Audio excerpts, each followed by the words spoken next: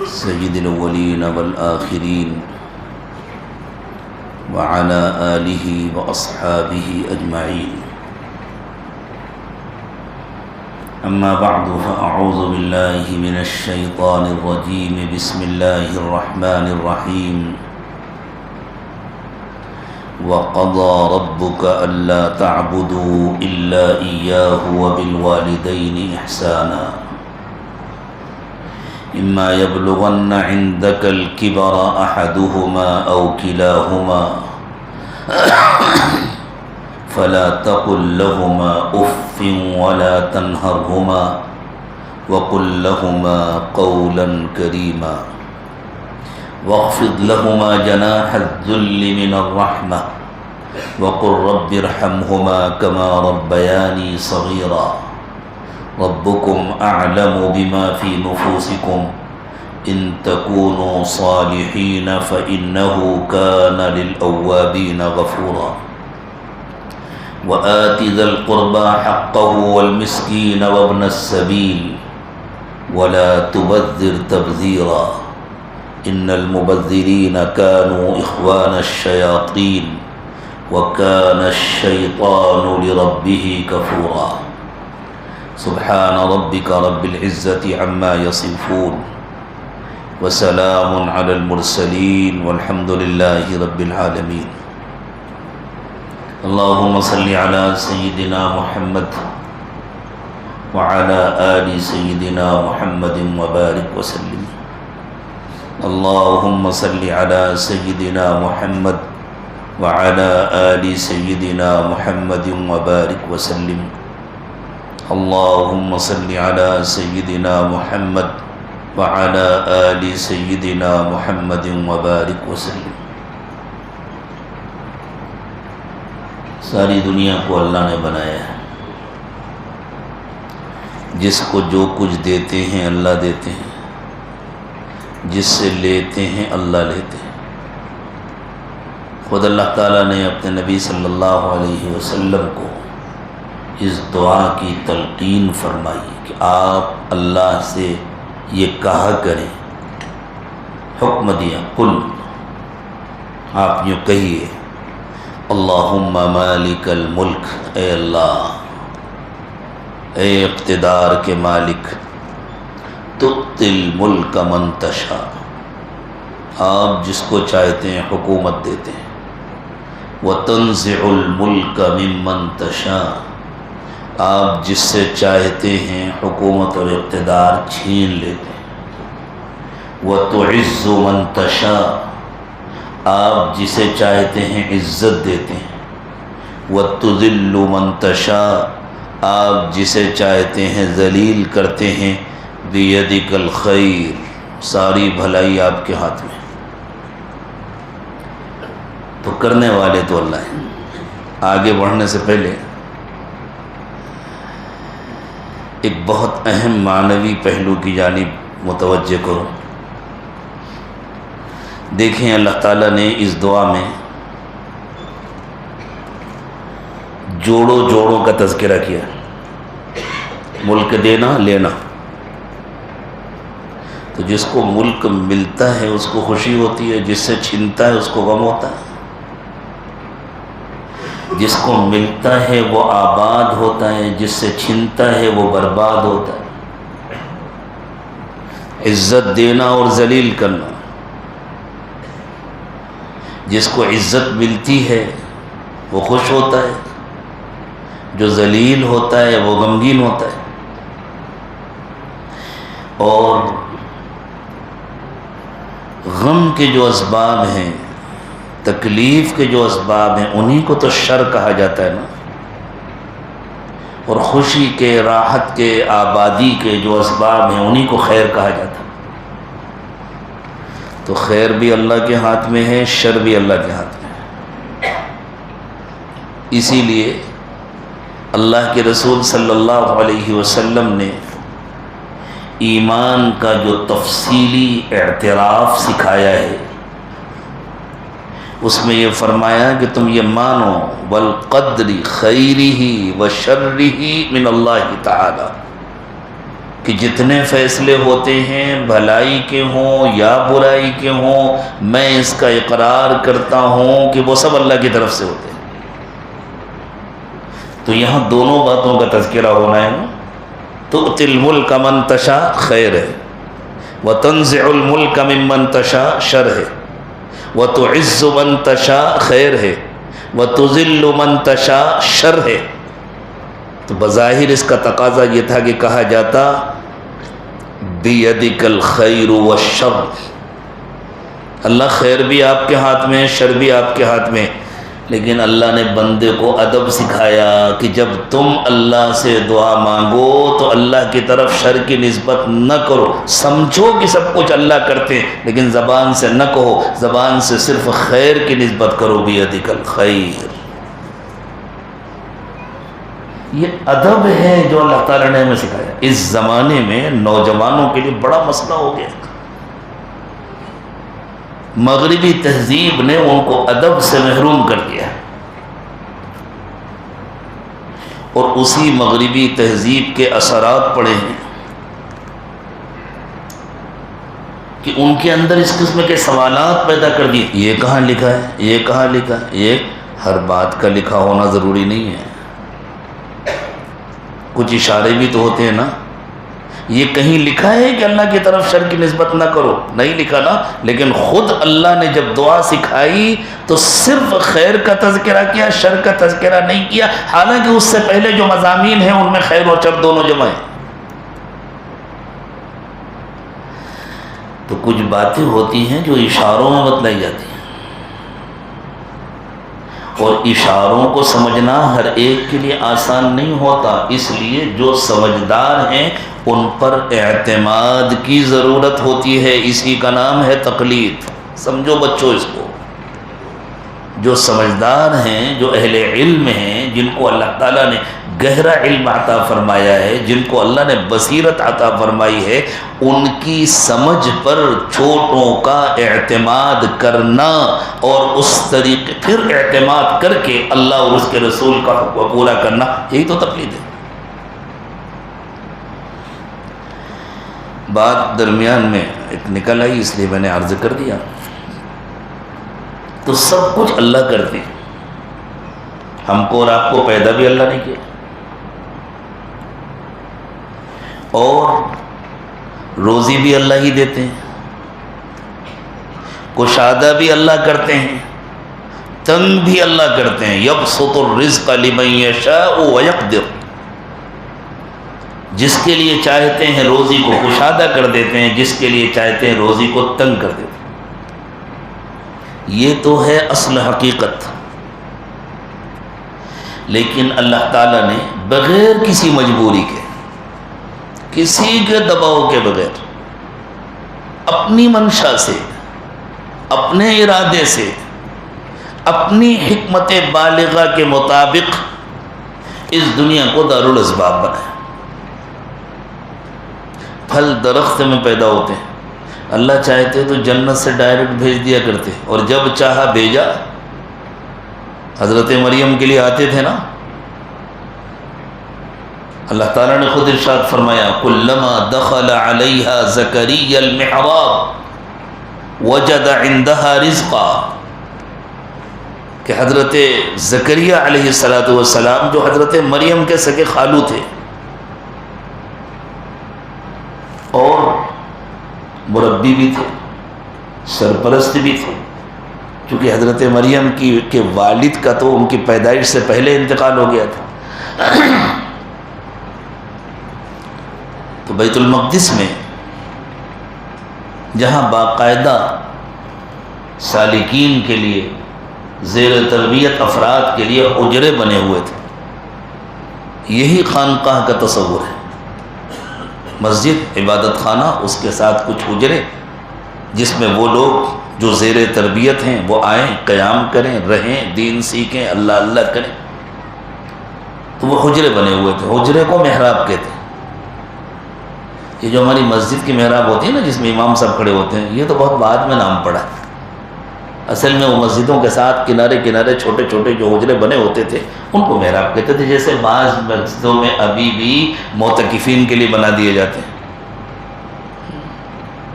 عام طور سے تو ایسا ہوتا ہے، شاید آپ کے یہاں بھی ایسی ہوتا ہوگا کہ پردے وغیرہ ڈال کر کے معتکفین کے لیے وقتی طور پر حجرے نما بنا دیا جاتا ہے، لیکن بعض جگہوں پر ہم نے دیکھا کہ وہ کنارے پر چھوٹے چھوٹے حجرے اس طرح بنے ہوئے ہیں کہ سامنے دروازے نہیں لگے ہوئے، پردے ڈال دیے جاتے ہیں، حجرہ ہو جاتا ہے، ان میں دروازے بھی لگ سکتا ہے۔ تو ایسے مسجد اقصیٰ کے ساتھ جو سالکین کے لیے، عبادت گزاروں کے لیے حجرے بنے ہوئے تھے، اس حجرے کو محراب کہتے ہیں۔ تو حضرت زکریا علیہ السلام نے اپنی بھانجی حضرت مریم کو بھی ایک حجرہ دے دیا تھا، وہ اس میں رہتی تھی۔ چونکہ دوسرے حجروں میں مردوں کا بھی قیام ہوتا تھا، اس لیے حضرت زکریا بڑا اہتمام فرماتے تھے، اگر کسی کام سے باہر جانے لگتے تھے تو اس کو باہر سے لاک کر دیتے تھے، بند کر دیتے تھے، تاکہ کوئی نامحرم اندر نہ جا سکے، کوئی مرد اندر نہ جا سکے۔ حضرت مریم اپنے عبادت میں لگی رہتی تھی، ان کا کوئی کام نہیں تھا باہر۔ ایک دن حضرت زکریا علیہ السلام تشریف لائے، تالا کھولا، دروازہ کھولا، اندر آئے تو دیکھا بھانجی تو مصلی پر ہیں، اللہ کی یاد میں ہیں، اور بغیر موسم کے تازے تازے پھل رکھے ہوئے ہیں۔ اس زمانے میں کہیں بغیر موسم کا پھل ہو اس کا تصور نہیں کیا جا سکتا تھا، کولڈ اسٹور تھوڑی ہوتے تھے، یہ تو بہت بعد کی ایجاد ہے نا کولڈ اسٹور وغیرہ۔ ایسا ٹرانسپورٹ سسٹم بھی نہیں تھا کہ کسی اور علاقے سے آگے ہوں، ایسا ہوتا ہے دنیا میں۔ جیسے ہمارے یہاں یہ گرمی کا موسم ہے، تو ساؤتھ افریقہ میں، ساؤتھ امریکہ میں، آسٹریلیا میں سخت سردی کا موسم، وہاں مئی جون میں خطرناک سردی ہوتی ہے، اور جب ہمارے یہاں سردی ہوتی ہے تو وہاں گرمی ہوتی ہے۔ تو جب ہمارے یہاں سردی ہوتی ہے تو وہاں آم پیدا ہوتا ہے، چونکہ وہ گرمی کا موسم ہوتا ہے۔ اور اس زمانے میں دنیا میں ٹرانسپورٹ اتنا فاسٹ ہو گیا ہے کہ اب ایک ملک کا پھل دوسرے ملک پہنچ جاتا ہے، لیکن اس زمانے میں تو جو پھل جہاں کا ہے وہیں ملتا تھا، بس دور تو جا نہیں سکتا تھا۔ تو حضرت زکریا علیہ السلام کو حیرت ہوئی، پہلی بات تو یہ کہ اس پھل کا موسم نہیں ہے، اور دوسری بات یہ ہے کہ موسم ہو بھی تو یہ کمرے کے اندر آیا کہاں سے؟ کوئی دوسرا راستہ نہیں ہے، دروازہ میں لاک کر کے گیا ہوں، میں نے اپنے ہاتھ سے آ کر کے کھولا ہے۔ تو انہوں نے پوچھا بیٹا یہ پھل کہاں سے آئے؟ انہوں نے کہا خالو اللہ تعالیٰ نے بھیجے ہیں جنت سے۔ اللہ، پھر یہ روز کا معمول ہو گیا۔ علماء جانتے ہیں لفظ کلما کب استعمال ہوتا ہے، کوئی واقعہ ایک مرتبہ ہو اس کو بیان کرنے کے لیے نہیں استعمال ہوتا، جو واقعہ بار بار ہو، ہر بار، بار بار نہیں ہر بار ہو، اس کے لیے کلما کا لفظ استعمال ہوتا ہے۔ میں بہت آسان سا لفظی ترجمہ کرتا ہوں، کلما دخل علیہا زکریا المحراب، جب بھی حضرت زکریا، جب بھی ان کے پاس کمرے میں تشریف لاتے، وجد عندہا رزقا، تو وہاں جنت سے آئے ہوئے پھل رکھے ہوتے۔ تو اللہ تعالیٰ نے حضرت مریم کے لیے جنت سے پھل بھیجے، ہمارے آپ کے گھر میں بھی اللہ بھیج سکتے ہیں، اللہ کے لیے تو کوئی مشکل نہیں ہے، کوئی دشوار نہیں، لیکن اللہ نے ایک نظام بنایا، آم چاہیے تو آم کا درخت لگاؤ، نیم کے درخت میں آم نہیں ملیں گے، جامن کے درخت میں آم نہیں لگیں گے، جامن چاہیے تو جامن کا درخت لگاؤ، آم چاہیے تو آم کا درخت لگاؤ، اس کی دیکھ بھال کرو، اس کی نگرانی کرو، اس کی ایک عمر ہوگی، اس کے بعد اس پہ پھل آئیں گے، اس کا ایک موسم ہوگا، ایک سیزن ہوگا، اس سیزن میں آئیں گے، اور جس دن پھل آئیں گے اسی دن کھانے کے قابل نہیں ہو جائیں گے، انتظار کرنا پڑے گا، جب وہ بڑے ہو جائیں، ان کا سائز مکمل ہو جائے، پکنے کے قابل ہو جائیں، تب ان کو توڑو، پھر رکھو، پھر پکاؤ، پھر کھاؤ۔ اللہ تعالیٰ اس سب کے محتاج نہیں ہے، لیکن دنیا اللہ کی، اللہ جو چاہے کرے۔ ہم بندے ہیں، ہمیں کوئی حق نہیں کہ ہم اللہ کے کسی کام پر اعتراض کریں. اللہ آپ جیسے دے دیں آپ کی مہربانی. آپ پکے پکائے جنت سے بھیج دیں تو آپ کی مہربانی، آپ درختوں کے ذریعے دیں تو آپ کی مہربانی. اور اس کے ساتھ ساتھ اللہ تعالیٰ نے فرمایا یہ یاد رکھنا کہ ہم ہی دیتے ہیں، درخت نہیں دیتے ہیں، ہم ہی دیتے ہیں، زمین نہیں دیتی ہے. اسی لیے اللہ تعالیٰ نے فرمایا کسانوں تم کھیتی کرتے ہو زمین میں، تمہیں نظر آتا ہے کہ غلہ زمین سے تم کو مل رہا ہے، تمہیں نظر آتا ہے کہ پھل جن درختوں میں لگے ہیں وہ زمین میں اگے ہیں، وہ زمین سے ہیں، ان سے زمین کے ذریعے تمہیں مل رہا ہے. وَفِي السَّمَاءِ رِزْقُكُمْ وَمَا تُوعَدُونَ، لیکن تمہارا رزق اصل میں آسمان سے آتا ہے، یعنی اللہ کے حکم سے آتا ہے. اس کے باوجود جب اللہ تعالیٰ نے دنیا کو دارالاسباب بنایا تو اس کی اجازت نہیں دی کہ کسی ضرورت مند کی، کسی محتاج کی کوئی مدد کرے اور وہ پلٹ کے کہے آپ کا کیا کمال ہے، یہ پیسے تو اللہ میاں نے بنائے ہیں، آپ کے تھوڑی ہیں، اللہ کے ہیں، آپ کے ہوتے تو ہم آپ کا شکریہ ادا کرتے. نہیں، حکم دیا گیا جو مدد کرے، جو تعاون کرے اس کا شکریہ ادا کرو. هل جزاء الاحسان الا الاحسان، جس نے بھلائی کی تم بھی اس کے ساتھ بھلائی کرو، اور کم سے کم بھلائی یہ ہے کہ اس کے لیے خیر کی دعا تو کرو، اس کو جزاک اللہ تو کہو. جزاک اللہ ایک دعا ہے کہ آپ نے میرے ساتھ جو بھلائی کی اللہ تعالیٰ اس کا بدلہ آپ کو عطا فرمائے. تو جو بھلائی کرے اس کے ساتھ بھلائی کرو. یہ حکم دیا رسول اکرم صلی اللہ علیہ وسلم نے کہ ذرا اپنے دل بڑے رکھو، ذرا اپنے اخلاق بلند کرو. اگر کوئی تمہارے ساتھ برائی کرے تو اسے نظر انداز کرو، معاف کر دو. لیکن اگر تمہارے ساتھ کوئی بھلائی کرے تو تم بھی اس کے ساتھ بھلائی کرو. اللہ کے رسول صلی اللہ علیہ وسلم کا معمول یہ تھا کہ اگر آپ کو کوئی ہدیہ پیش کرتا آپ بھی اس کو کوئی نہ کوئی ہدیہ دیتے، آپ کی کوئی خدمت کرتا تو آپ بھی اس کو کچھ نہ کچھ عطا فرماتے. سب سے بڑی عطا تو یہ ہے کہ آپ خوش ہو کر اللہ سے دعا کر دیں، کام بن جائے گا. آج بھی اگر کوئی درود پاک کا ہدیہ بھیجتا ہے اللہ کے نبی صلی اللہ علیہ وسلم اس کے لیے دعا فرماتے ہیں. اس لیے بزرگوں نے فرمایا کام اٹکے ہوں تو درود پڑھو. کچھ مخصوص درود بھی بتلائے انہوں نے اپنے تجربے سے. کام اٹکے کیوں؟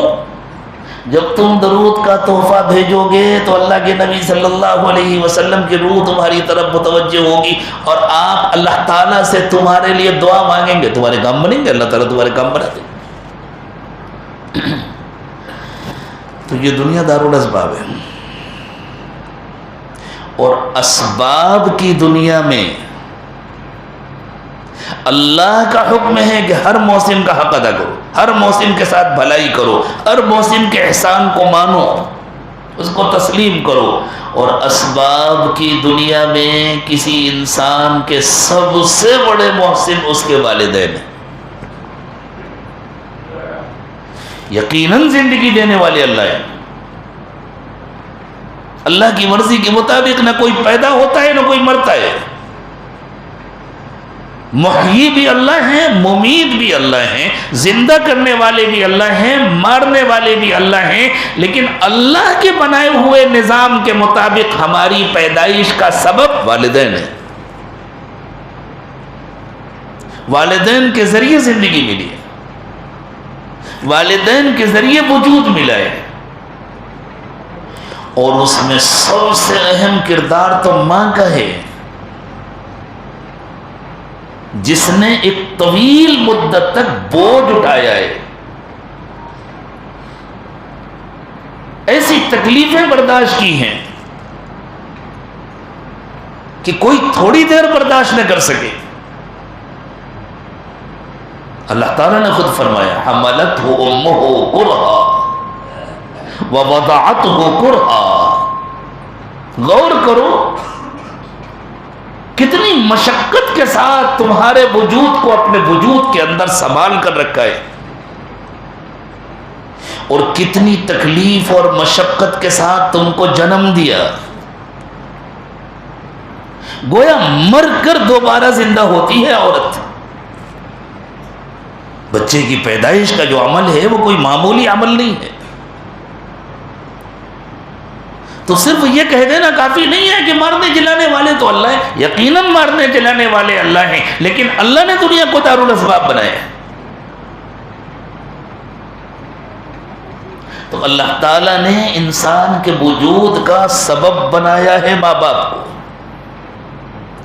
چونکہ حقیقت میں سب کچھ کرنے والے اللہ ہیں، اس لیے اللہ تعالیٰ نے فرمایا دیکھو پہلے نمبر پر تو تمہارے ذمے ہمارا حق ہے، اس لیے کہ حقیقت میں پیدا کرنے والے ہم ہیں، حقیقت میں سب کچھ دینے والے ہم ہیں، اس لیے پہلے نمبر پر تو تمہارے ذمے ہمارا حق ہے۔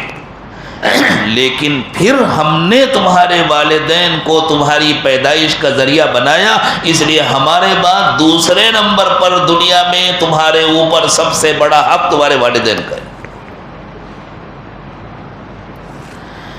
اب کسی کے ذہن میں آئے گا اللہ کا حق، والدین کا حق، نبی کا تو تذکرہ ہی نہیں آیا، تو کیا نبی علیہ السلام کا کوئی حق نہیں ہے؟ نبی علیہ السلام کا جو حق ہے وہ اللہ کے حق کا ایک حصہ ہے، دین کا جو حق ہے وہ اللہ کے حق کا ایک حصہ ہے، دین سکھانے والوں کا جو حق ہے وہ اللہ کے حق کا ایک حصہ ہے، اساتذہ اور مشائخ کا جو حق ہے، اساتذہ اور مشائخ اپنی کوئی بات تھوڑی کرتے ہیں، وہ تو اللہ کی بات کرتے ہیں، اللہ کے نبی اپنی کوئی بات تھوڑی کرتے ہیں، وَمَا يَنطِقُ عَنِ الْهَوَىٰ إِنْ هُوَ إِلَّا وَحْيٌ يُوحَىٰ، وہ اپنی مرضی سے کوئی بات نہیں کرتے، وہ تو اللہ کی اتاری ہوئی بات انسانوں تک پہنچاتے ہیں۔ اس لیے اللہ کے حق میں نبی کا حق، اساتذہ کا حق، مشائخ کا حق، اللہ والوں کا حق، وہ سب شامل ہو گیا۔ دوسرے نمبر پر والدین کا حق ہے۔ جب تک ان حقوق میں ٹکراؤ نہ ہو، ذرا بہت توجہ سے سننے کی بات ہے، جب تک ان حقوق میں ٹکراؤ نہ ہو، اللہ کے حق میں اور والدین کے حق میں، اس وقت تک تم کو دونوں کا حق ادا کرنا ہے۔ لیکن اگر خدا نہ خواستہ ان میں ٹکراؤ ہو جائے، حقوق میں تو ٹکراؤ نہیں ہوتا، تقاضوں میں ٹکراؤ ہو جائے، مطالبے میں ٹکراؤ ہو جائے، اللہ کا ایک مطالبہ اور والدین کا اس کے برخلاف مطالبہ، تو پھر تمہیں والدین کا حق ادا کرنا ہے، مطالبہ نہیں پورا کرنا۔ اللہ کرے کہ بات پوری گہرائی سے سمجھی جائے، اور چونکہ مجھے بڑوں کے ساتھ بچوں کو بھی سمجھانا ہے، چھوٹے عمر والوں کو بھی سمجھانا ہے، اس لیے میں پوری کوشش کر رہا ہوں کہ آسان سے آسان الفاظ کا انتخاب ہو۔ بڑا مسئلہ ہو گیا ہے، زبانیں بدل گئی ہیں، نئی نسل کی زبان مغربی اور ہم پرانوں کی زبان خالص مشرقی، ہم اردو والے وہ انگلش والے۔ اللہ کرے اپنی زبان بھی پڑھنے اور سمجھنے کی توفیق ہو۔ جو قوم اپنی زبان بھول جاتی ہے وہ اپنی تہذیب سے کٹ جاتی ہے، اس کی مثال ایسی ہوتی ہے جیسے کسی درخت کو زمین سے اکھاڑ دیا گیا ہو، اس کی کہیں جڑ نہ ہو۔ اس لیے میں بچوں سے درمیان میں کہوں گا خوب پڑھو، لیکن اپنی زبان بھی پڑھو،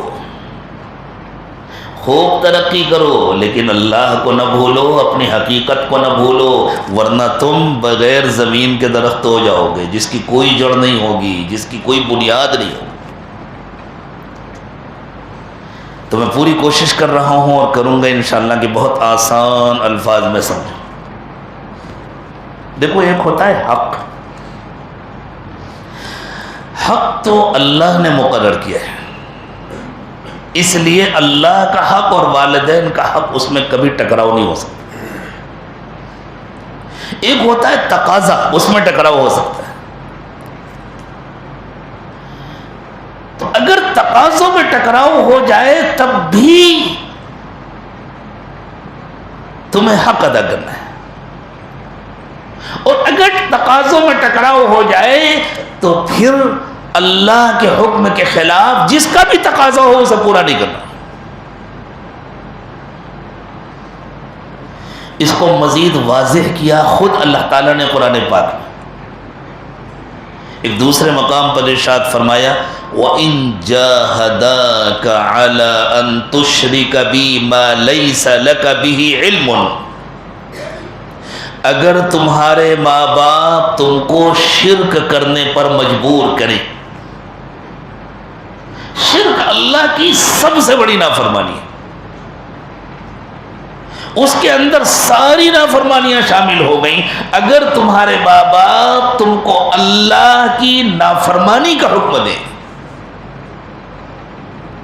انہیں حق نہیں ہے کہ وہ اس کا حکم دیں، اس لیے کہ ان کو ماں باپ بھی تو اللہ ہی نے بنایا نا، خود ان کو بھی تو اللہ نے پیدا کیا، اور ان کے گھر میں تم کو اللہ نے پیدا کیا۔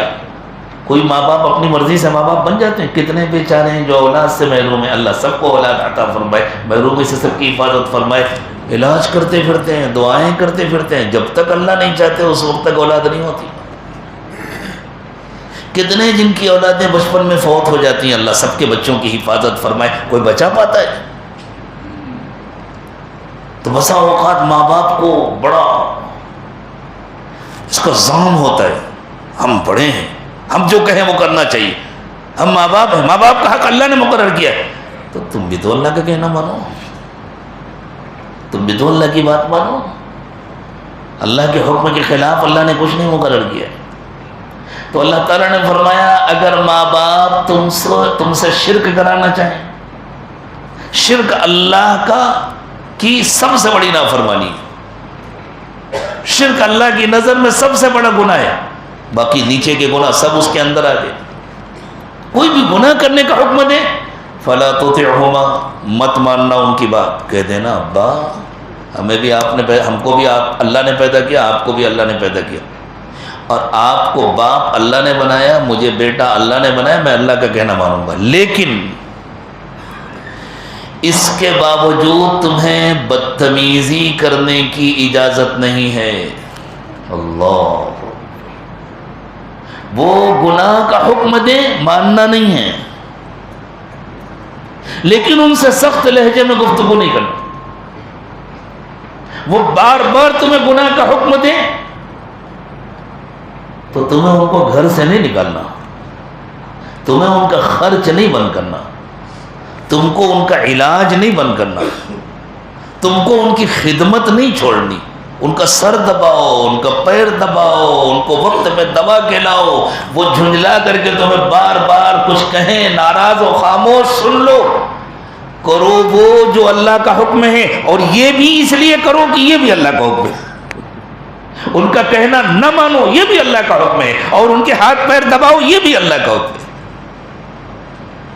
اللہ کی نافرمانی کرنے کے لیے جو ان کا کہنا ہو اس کو ہرگز مت مانو، اور ان کے ساتھ خاموشی کے ساتھ حسن سلوک کرتے رہو، ان کی ڈانٹ ڈپٹ سن لو، اپنے اندر برداشت پیدا کرو، یہ بھی اللہ کا حکم ہے۔ وَإِن جَاهَدَاكَ عَلَىٰ أَن تُشْرِكَ بِي مَا لَيْسَ لَكَ بِهِ عِلْمٌ، اگر وہ لوگ تمہیں شرک کرنے پر مجبور کریں، تم سے اصرار کریں، اور اللہ کے ساتھ کسی کو شریک کیا ہی نہیں جا سکتا، کوئی علمی دلیل نہیں ہے کسی چیز کو بھی اللہ کے ساتھ شریک کرنے کی، فلا تطعهما، تو خبردار ان کا کہنا نہ ماننا، لیکن وصاحبهما فی الدنیا معروفا، دنیا میں ان کے ساتھ ہمیشہ بھلائی کرتے رہنا۔ پھر ان کا کہنا نہ ماننا تو کس کے راستے پر چلنا؟ وَاتَّبِعْ سَبِيلَ مَنْ أَنَابَ إِلَيَّ، جن کے دل میری طرف متوجہ ہیں، جو میرا کہنا مانتے ہیں، ان کے راستے پر چلنا، اہل حق کے راستے پر چلنا، سچائی سکھانے والے علماء اور مشائخ کے راستے پر چلنا۔ اس سے ماں باپ ہٹانا چاہیں ہرگز نہ ہٹنا، اس سے روکنا چاہیں ان کی بات ہرگز نہ ماننا، لیکن انہیں پلٹ کر سخت جواب نہ دینا، ان کو گالیاں نہ دینا، وہ کمزور ہو گئے تو ان کو گھر سے نہ نکالنا، ان کی خدمت کرنا، ان کے دوا علاج کا انتظام کرنا، ان کے کھانے پینے کا انتظام کرنا، ان کو جسمانی خدمت کی ضرورت ہے تو ان کا سر دبانا، ان کا پیر دبانا، ان کے مالش کرنا، جو ضرورت ہے وہ کرنا۔ اور وہ کہیں ایک طرف اتنی خدمت کرتا ہے، دوسری طرف میں جو کہتا ہوں مانتا نہیں، تو چپ چاپ سن لینا کہ اللہ کا یہی حکم ہے، جواب نہ دینا۔ تو اگر تقاضوں میں ٹکراؤ ہو جائے تب تو اللہ کا کہنا ماننا ہے اور ان کی خدمت کرنا ہے، لیکن اگر تقاضوں میں کوئی ٹکراؤ نہیں ہے، وہ کسی ایسی بات کا حکم نہیں دے رہے جس کے کرنے سے اللہ کی نافرمانی ہوتی ہے، تو پھر تمہاری ذمہ داری ہے کہ تمہیں ماں باپ کا کہنا ماننا ہے، تم کو اچھا لگے یا برا لگے، تمہیں اس میں راحت ہو یا تھوڑی سی مشقت ہو، تمہیں مشقت برداشت کرنی ہے۔ اور جب ان کا کہنا ماننے میں مشقت ہو تو یہ سوچو بچپن میں ہم کو کھلانے پلانے کے لیے باپ نے کتنی مشقتیں برداشت کی ہیں، اور ہم کو جنم دینے کے لیے ماں نے کتنی مشقتیں برداشت کی ہیں، اور مشقتوں کے مقابلے میں ہماری تھوڑی سی مشقت کی کیا حیثیت ہے؟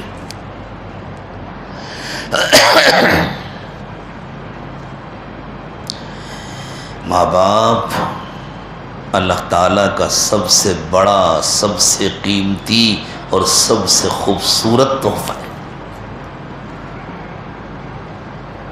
اور ہر بچہ اور ہر بچی یہ سمجھے کہ اگر اللہ نے عمر میں برکت دی، صحت اور عافیت سے رکھا، تو ایک دن ہمیں بھی ماں باپ بننا ہے انشاءاللہ، اللہ سب کو بنائے۔ اور اگر اللہ تعالیٰ نے عمر میں برکت دی تو ایک دن ہمیں بوڑھا بھی ہونا ہے، تو ہمارا کیا دل چاہتا ہے؟ ہمارا تو یہ دل چاہتا ہے نا کہ ہمارے بچے ہماری خوب خدمت کریں، ہمارا خوب کہنا مانیں، تو پھر تم جن کے بچے ہو ان کی خوب خدمت کرو، ان کا خوب کہنا مانو، ان کو آرام پہنچاؤ، ان کا دل خوش کرو۔ اللہ اکبر! چونکہ ماں باپ کو اللہ نے پیدائش کا ذریعہ بنایا ہے، اس لیے اللہ تعالیٰ اتنا لحاظ فرماتے ہیں، اتنا لحاظ فرماتے ہیں کہ رسول اکرم صلی اللہ علیہ وسلم نے ارشاد فرمایا، جنت تمہاری ماؤں کے پیروں کے نیچے ہے۔ عام طور سے باپ کے مقابلے میں ماؤں کی حق تلفی زیادہ ہوتی ہے، عورتیں بیچاری کمزور ہوتی ہیں، اس زمانے کی نہیں، اب تو حالات بہت بدل گئے ہیں، اب تو اکثر جگہوں پر عورتوں کی دہشت گردی کے واقعات سننے کو ملتے ہیں، ایسا لگتا ہے جیسے صدیوں کا انتقام لیا جا رہا ہے مردوں سے کہ بہت ہو چکا۔ لیکن عموماً عورت اپنی فطرت کے اعتبار سے کمزور ہوتی ہے، بیچاری جب بوڑھی ہو جاتی ہے، بچہ جوان ہو جاتا ہے، تو اس کا دل دھڑکتا رہتا ہے، اب تو اس کی بیوی آ گئی، اب تو اس کے بچے ہو گئے، اب تو میری گھر میں کوئی حیثیت نہیں رہ گئی۔ اس لیے اللہ کے نبی صلی اللہ علیہ وسلم نے فرمایا، چاہے تم جتنے بڑے ہو جاؤ، چاہے جتنے مضبوط و طاقتور ہو جاؤ، چاہے جتنے پیسے کما لو، لیکن اگر جنت میں جانا چاہتے ہو اور جنت نہ ملی تو کچھ بھی نہیں ملا۔ دنیا کی زندگی کئی دن کی ہے؟ دنیا کی زندگی تو ایک دن کی بھی نہیں ہے۔ اللہ تعالیٰ کے نظام کا ایک دن 1000 سال کے برابر ہوتا ہے۔ وَإِنَّ يَوْمًا عِنْدَ رَبِّكَ كَأَلْفِ سَنَةٍ مِّمَّا تَعُدُّونَ تمہارے کیلنڈر کا 1000 سال اللہ کے نظام کا ایک دن ہوتا ہے، تو ہماری دنیا کی زندگی ایک دن کی ہے؟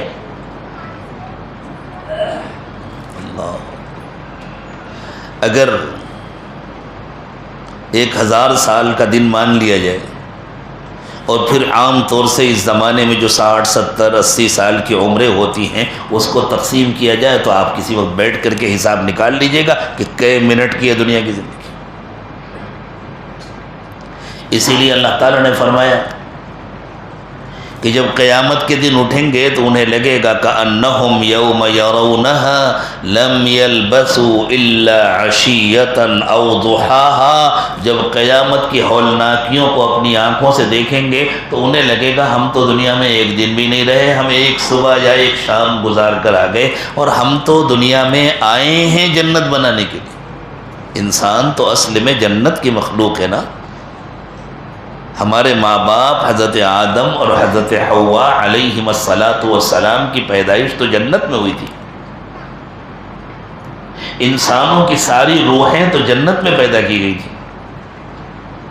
ایک واقعے کا ذکر کیا ہے اللہ تعالیٰ نے کہ ایک موقع پر اللہ نے ساری روحوں کو جمع کیا تھا، یوں فرمایا سارے انسانوں کو جمع کیا تھا، اور ان سب کو ایک ساتھ جمع کر کے اللہ نے ایک سوال کیا تھا، اپنی ربوبیت کا اقرار کرایا تھا، وَإِذْ أَخَذَ رَبُّكَ مِن بَنِي آدَمَ مِن ظُهُورِهِمْ ذُرِّيَّتَهُمْ وَأَشْهَدَهُمْ عَلَىٰ أَنفُسِهِمْ أَلَسْتُ بِرَبِّكُمْ۔ یہ تو سب کو معلوم ہے یہ واقعہ دنیا میں نہیں ہوا اور ہو بھی نہیں سکتا دنیا میں، اس لیے کہ دنیا میں کوئی دن نہ ایسا آیا ہے نہ قیامت تک ایسا آئے گا جس میں حضرت آدم علیہ السلام کی ساری اولاد ایک ساتھ زندہ موجود ہو۔ اور دنیا سے پہلے ہم کہاں تھے؟ جنت میں تھے۔ یہ روحیں حضرت آدم اور حضرت حوا کے دنیا میں آنے سے پہلے سب جنت میں تھی، تو یہ واقعہ جنت میں ہوا۔ اور یہ سب کچھ اللہ تعالیٰ نے جنت میں اس لیے کیا، اللہ چاہتے تو ڈائریکٹ حضرت آدم کو دنیا میں ہی پیدا کر دیتے، جنت میں پیدا کر کے نیچے بھیجنے کے بجائے اللہ چاہتے تو یہیں پیدا کر دیتے، وہاں پیدا کر کے اور تمام روحوں کو وہاں پیدا کر کے۔ اصل میں اللہ تعالیٰ انسانی فطرت میں جنت کی طلب پیدا کرنا چاہتے تھے کہ ایک مرتبہ جنت کا مزہ مل جائے۔ آپ دیکھیں کہیں شادی میں جاتے ہیں تو گھر سے کھانا کھا کے تو نہیں جاتے نا، اس لیے کہ وہاں دعوت ہے۔ آرام سے جاتے ہیں، گاڑی سے اترتے ہی جیسے ہال میں داخل ہو اور کھانے کی خوشبو ناک میں آئی تو ایسا لگتا ہے جیسے بھوک کھل گئی، پھر تو دل چاہتا ہے بس جلدی سے ٹیبل پر ہمیں موقع مل جائے۔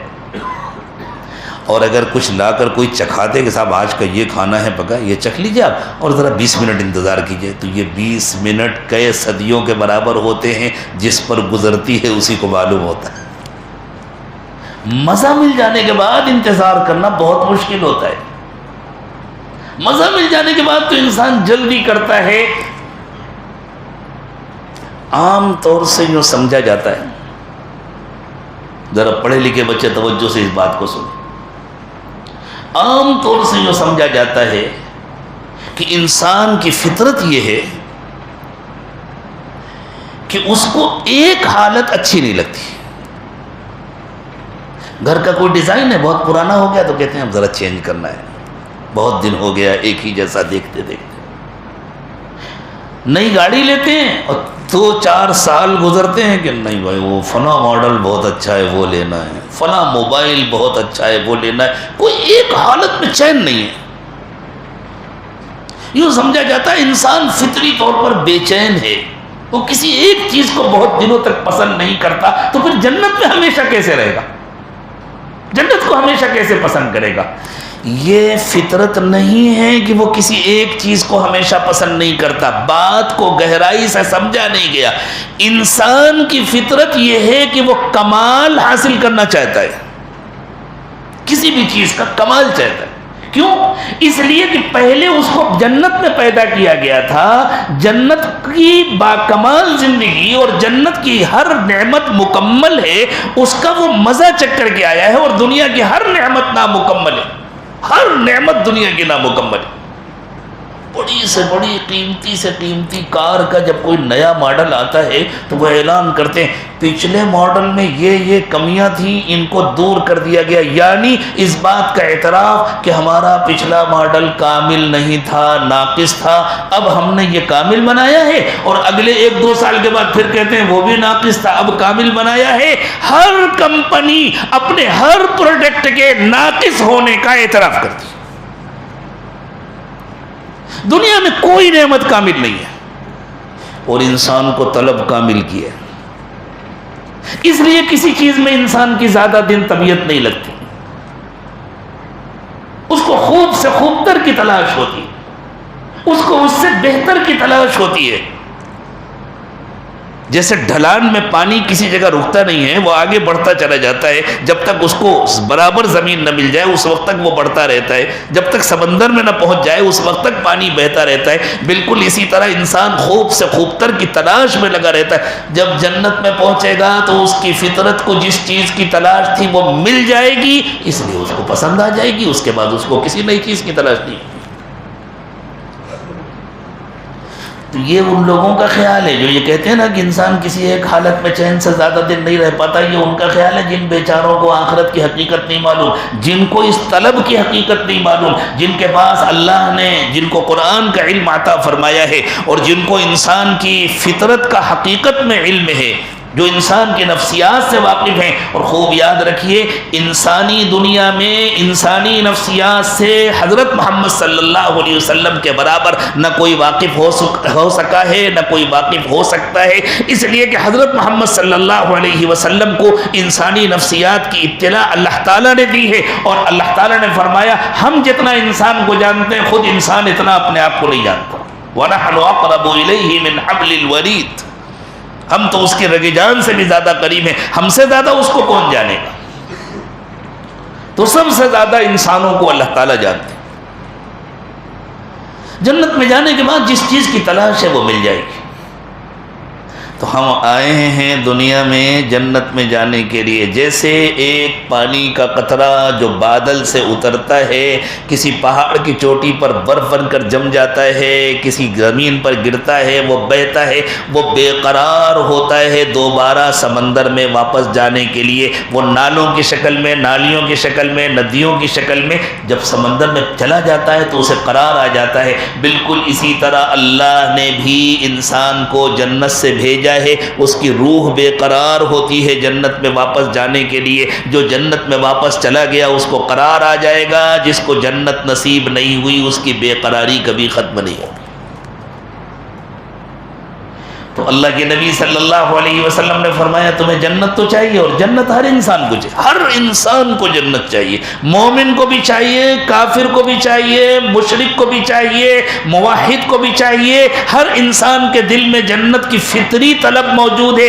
اسی لیے دنیا میں جو لوگ آخرت کو نہیں مانتے، جو اللہ کو نہیں مانتے، وہ بھی بیچارے اپنی جنت بنانے میں لگے رہتے ہیں. وہ سمجھتے ہیں بے حساب دولت کما لیں گے تو جنت بن جائے گی، تو فراڈ کرتے ہیں، دھوکے بازیاں کرتے ہیں. وہ سمجھتے ہیں بہت جائیداد ہو جائے گی تو گویا ہماری جنت بن جائے گی. یعنی ان کے اندر جس چیز کی تلاش ہے وہ سمجھتے ہیں اس میں مل جائے گا، اس میں مل جائے گا، اس میں مل جائے گا. اور اگر دنیا کا سارا سامان مل جاتا ہے اور پھر بھی ان کی تلاش پوری نہیں ہوتی تو بیچارے مایوس ہو کر خودکشی کر لیتے ہیں.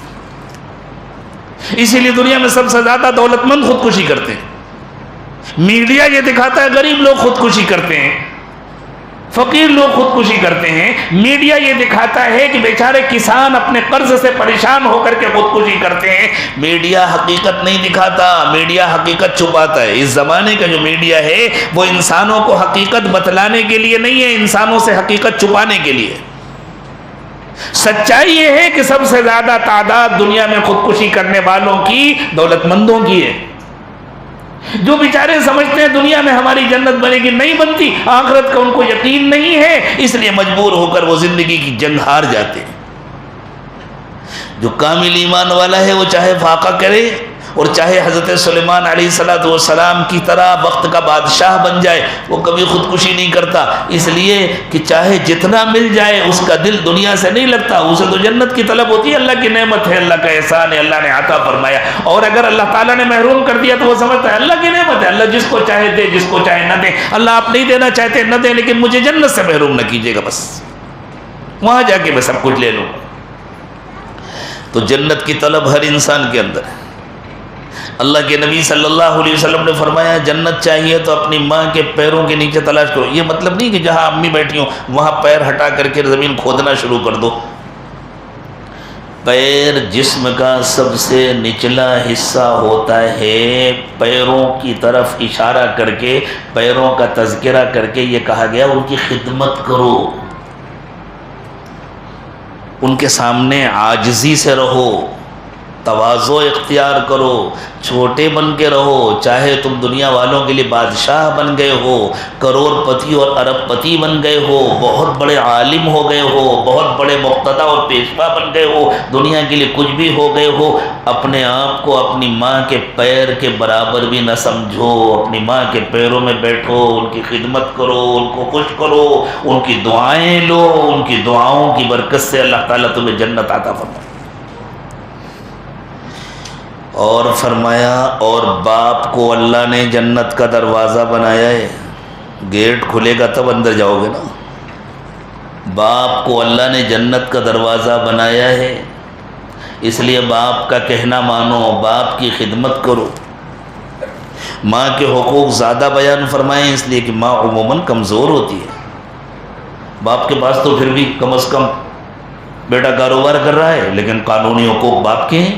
زمین جائیداد باپ کے نام لکھی ہوئی ہے، فیکٹری باپ کے نام لکھی ہوئی ہے، تو بیٹے کو ڈر لگتا ہے ابا اگر کسی دن کہہ دیں گے جاؤ جاؤ جاؤ اپنا کام کرو، جب ہم مر جائیں گے تب آ کر کے وراثت لے لینا، تو اس وقت ہم کیا کریں گے؟ تو عموماً باپ کا کچھ نہ کچھ دباؤ ہوتا ہے، لیکن ماں بیچاری عموماً بہت کمزور ہوتی ہے، اور ماں نے مشقت بھی زیادہ برداشت کی ہے، اس لیے ماں کے حقوق زیادہ بیان کیے گئے، اور ساتھ میں باپ کے بھی حقوق بیان کیے گئے۔ ماں باپ کو خوش کیے بغیر تمہیں جنت نہیں مل سکتی، اور جب ماں باپ کو خوش کیے بغیر تمہیں مرنے کے بعد جنت نہیں مل سکتی، تو ماں باپ کو خوش کیے بغیر دنیا کی تمہاری زندگی جنت کیسے بن سکتی ہے؟ دنیا میں تمہیں خوشیاں کیسے مل سکتی ہیں؟ تمہیں خوشیاں نہیں ملیں گے دنیا میں اگر تم نے ماں باپ کو ناراض کیا۔ ہاں پھر اس کا خیال رکھنا کہ اگر ماں باپ تم سے کسی ایسے کام کا تقاضا کریں جس سے اللہ ناراض ہوتے تو وہ بات نہ مان، لیکن صرف وہ بات نہ ماننا ہوگی، باقی تمہیں ہر حال میں ماں باپ کی خدمت کر۔ انسان کی ایک طبیعت ہے، جب بڑھاپا آتا ہے تو مزاج چڑچڑا ہو جاتا ہے، برداشت کم ہو جاتی ہے، اس لیے کہ بڑھاپے میں قوا کمزور ہو جاتے ہیں، اعصاب کمزور ہو جاتے ہیں، اور جب اعصاب کمزور ہوتے ہیں تو برداشت بہت کم ہو جاتی ہے، اس لیے بات بات میں غصہ آنے لگتا ہے۔ تو اللہ تعالیٰ نے فرمایا یہ تو ہوگا، تمہارے ماں باپ جب بوڑھے ہو جائیں گے تو ان کا مزاج بدل جائے گا، اور کل کو جب تم بوڑھے ہوگے تمہارا مزاج بدل جائے گا۔ یہ تو دنیا میں ہمیشہ سے ہوتا چلا آ رہا ہے، اور جب تک دنیا رہے گی ہوتا رہے گا۔ جس کو بھی اللہ تعالیٰ عمر طویل عطا فرمائیں گے، وہ جب اس عمر کو پہنچے گا تو اس کا مزاج بدلے گا۔ آج تمہیں دوسروں کی بات بری لگ رہی ہے، کل تمہاری بات تمہارے بچوں کو بری لگے گی۔ اس کا علاج برداشت کے سوا اور کچھ نہیں ہے۔ تو یہ سکھایا کہ ایسے موقع پر ماں باپ کی اصلاح کی کوشش مت کرو، اپنی اصلاح کرو۔ ان کا مزاج تو ایسے ہی رہے گا، اگر تمہارے اندر برداشت کی کمی ہے تو اپنی اصلاح کرو، اپنے اندر برداشت پیدا کرو، ان کو مت بدلو، اپنے آپ کو بدلو۔ کیسے مزاج بدل جاتا ہے بڑھاپے میں؟ کہتے ہیں ایک بڑے میاں ایک نوجوان حکیم صاحب کے پاس گئے، نبض دکھائی، اپنی تکلیفیں بتلائیں، اور حکیم صاحب نے کہا جی چچا میاں آپ تشریف رکھیں، میں انشاءاللہ آپ کو دوا دیتا ہوں، اللہ نے چاہا تو آرام ہوگا۔ انہوں نے کہا بیٹا میں کیا بتلاؤں، تمہاری بہت تعریف سن کر کے آیا ہوں، بہت دور سے آیا ہوں، بہت دیر سے آیا ہوں، مجھے رات بھر نیند نہیں آتی۔ انہوں نے کہا نہیں چچا کوئی پریشانی کی بات نہیں، اصل میں یہ بڑھاپے کی وجہ سے ہے۔ ان کو تسلی دینے کے لیے کہ آپ کی عمر ہے، اس کا تقاضا ہے۔ کہ بیٹا رات میں کھانسی بھی بہت آتی۔ کہا جی چچا یہ بھی بڑھاپے کی وجہ سے، وہ کھانا بھی ہضم نہیں ہوتا، ٹھیک سے بھوک بھی نہیں لگتی۔ کہا جی یہ بھی بڑھاپے کی وجہ سے، وہ دوا بھی لکھ رہا ہے بیچارہ، اور ساتھ میں ان کو سمجھا رہا ہے۔ جب کئی باتیں کہی چچا میاں نے، اور اس حکیم نے ہر بار بہت متانت کے ساتھ، بہت سنجیدگی سے، بہت محبت کے ساتھ ان کو سمجھایا کہ یہ بڑھاپے کی وجہ سے، بڑھاپے کی وجہ سے، تو چچا کو غصہ آ گیا۔ انہوں نے اٹھایا اپنا عصا جس کو ٹیک کر آئے تھے، ایک لگایا اس کے، آدھا کرسی میں لگا، آدھا ہاتھ میں لگا، اور کہا میں تو یہ سن کر آیا تھا کہ تم بہت قابل حکیم ہے، کس جاہل کے پاس لوگوں نے مجھے بھیج دیا، ہر بات میں رٹ لگا رکھی ہے بڑھاپے کی وجہ سے، بڑھاپے کی وجہ سے، بڑھاپے کی وجہ سے، اور کچھ پڑھا لکھا بھی ہے تو نے؟ وہ تربیت یافتہ تھے حکیم صاحب، انہوں نے مسکرا کے کہا چچا میاں یہ بھی بڑھاپے کی وجہ سے، یہ جو آپ کو اتنا غصہ آ گیا، یہ جو آپ نے ڈنڈا چلا دیا، یہ بھی بڑھاپے کی وجہ سے، یہ بھی آپ کی عمر کا تقاضا ہے۔ تو اللہ کہہ رہے ہیں یہ مزاج پیدا کرو۔ وہ جھنجھلائیں گے، وہ بات بات میں ٹوکیں گے، وہ بات بے بات ناراض ہوں گے، ان کے اندر بہت کم برداشت ہوگی، تمہیں اپنے اندر برداشت پیدا کرنی ہے، اور ہر وقت اس کا خیال رکھنا ہے ان کا بڑھاپا ہے۔ لیکن آج یہ جتنے کمزور ہیں اپنے بڑھاپے میں اس سے کہیں زیادہ کمزور تھا اپنے بچپن میں، اس وقت انہوں نے مجھے برداشت کیا۔ ایک صاحب بوڑھے ہو گئے تھے، آرام کر رہے تھے، ایک کوا آ کر شور کر رہا تھا، ان کو تکلیف ہو رہی تھی، بار بار آ کر بیٹھ جاتا تھا کوا. کوا بھی بڑا ضدی پرندہ ہوتا ہے، وہ آگے بیٹھ جاتا تھا. تو انہوں نے اپنے بیٹے سے کہا بیٹا یہ کاہے کی آواز ہے؟ بیٹے نے کہا ابا کوا ہے، میں بھگا دیتا ہوں. جا کے اس کو اڑا دیا. یہ ذرا آرام کرنے لگے، آنکھ لگی، پھر کوا آ گیا، اس نے پھر شور کیا، پھر ان کی آنکھ کھل گیا. بیٹا یہ آواز کیسی ہے؟ تکلیف ہو رہی. ابا کوا ہے. وہ 10-15 مرتبہ جب ابا نے پوچھا یہ آواز کیسی ہے، آواز کیسی ہے، تو اب صاحبزادے ماشاءاللہ پڑھے لکھے تھے، دولت مند تھے، باپ کی فیکٹری چلا رہے تھے، خیال نہیں تھا بنایا ہے کس نے، لیکن اپنی دولت کا نشہ تھا. کہنے کہ کیا رٹ لگا رکھی ہے، آواز کیسی ہے، آواز کیسی ہے، 10 مرتبہ ہوتا ہے یہ کوا ہے. باپ نے کہا ٹھیک ہے بیٹا ایک کام کرو، ذرا وہ الماری کھولو. کھولا، وہ ڈائری نکال کے لاؤ میری. ڈائری نکال، ورق پلٹو، پلٹا، پڑھو اس میں کیا لکھا ہے. تو اس میں لکھا تھا میرا بچہ، عمر لکھی ہوئی انہی کی، میرا یہ بیٹا جس کا یہ نام ہے اس کی یہ عمر ہے، چھوٹا سا ہے. درخت پر آ کر کوا بیٹھا ہے. اس نے مجھ سے پوچھا ابا یہ کیا ہے، میں نے کہا کوا ہے. پھر تھوڑی دیر میں پوچھا ابا یہ کیا ہے، میں نے کہا کوا ہے. پھر تھوڑی دیر میں پوچھا ابا یہ کیا ہے، میں نے کہا کوا ہے. میرے بیٹے نے آج مجھ سے 40 مرتبہ پوچھا کہ ابا یہ کیا ہے، اور میں نے 40 مرتبہ اس کو بتلایا کہ یہ کوا ہے. کہا بیٹا پڑھو. بیٹا بھی بہرحال سمجھدار تھا، نہ سمجھی ہو گئی تھی، آنکھوں میں آنسو آ گئے. کہا بیٹا تم نے مجھ سے 40 بار پوچھا تھا، میں ناراض نہیں ہوا تھا، میں نے تم سے 10-12 بار پوچھ لیا، اپنے بڑھاپے کی کمزوری کی وجہ سے تو تمہیں اتنا غصہ آ گیا. اللہ یاد دلا رہے ہیں یہ بات، پروردگار عالم یاد دلا رہے ہیں کہ تمہارے ماں باپ یقیناً بڑھاپے میں کمزور ہو جائیں گے اور ان کا مزاج بدل جائے گا. یاد کرو ان دنوں کو جب تم کمزور تھے، جب تم اپنا ڈائپر نہیں چینج کر سکتے تھے، جب تم اپنے جسم کی گندگی نہیں دور کر سکتے تھے، جب تم اپنے ہاتھ سے کچھ کھا نہیں سکتے تھے، جب تم اٹھ کر بیٹھ نہیں سکتے تھے، جب تم چل پھر نہیں سکتے تھے. اس وقت تمہاری خدمت کس نے کی تھی اور کتنی محبت سے کی تھی، کتنی خوشی سے کی تھی، رات بھر جاگ کر کے تمہاری دیکھ بھال کی تھی. تمہیں اس کا قرض ادا کرنا ہے.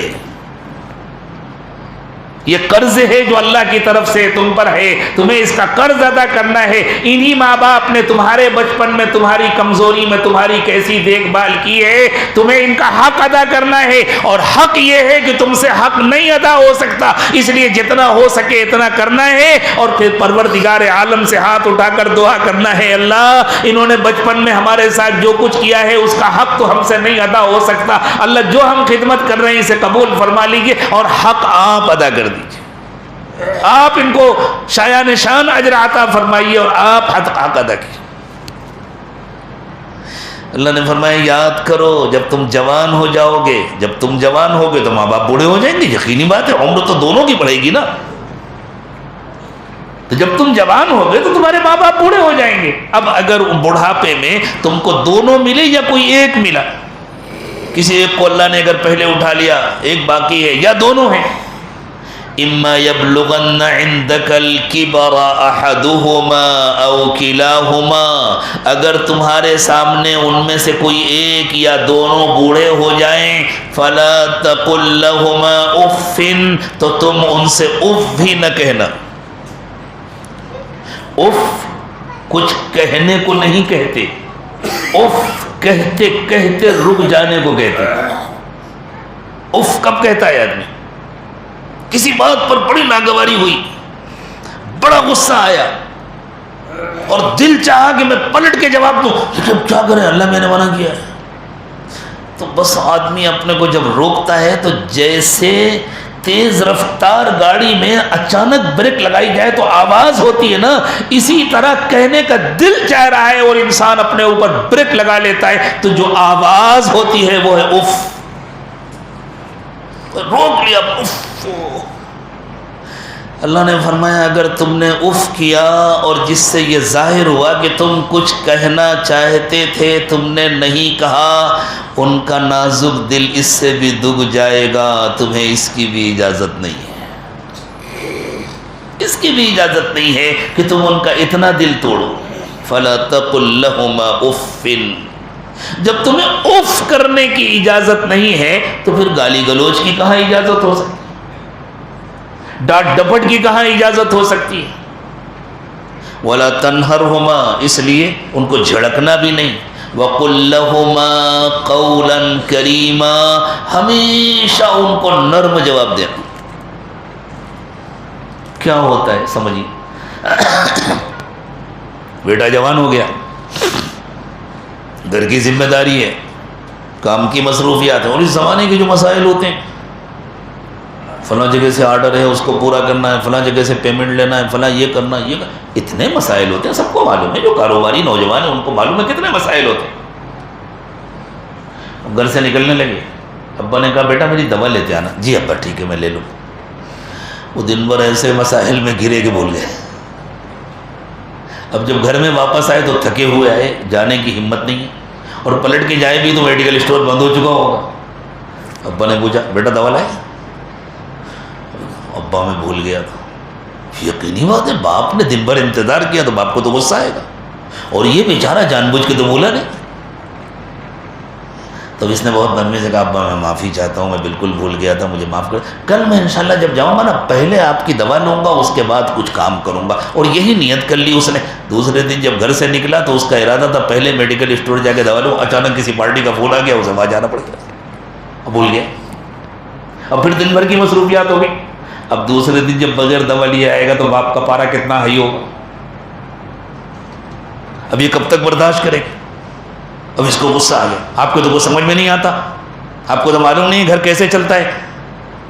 آپ کو پتہ ہے بجلی کا بل کتنا آیا ہے، آپ کو پتہ ہے فلاں چیز کا اتنا بل ہے، اتنے اخراجات ہیں، کتنی محنت کرنی پڑتی ہے مجھے، آج کل کاروبار کے کیا حالات ہیں، میں دن بھر اس میں لگا رہتا ہوں، میں بھول گیا ہوں، کل بھی آپ کو بتلایا تھا، میں کیا کروں.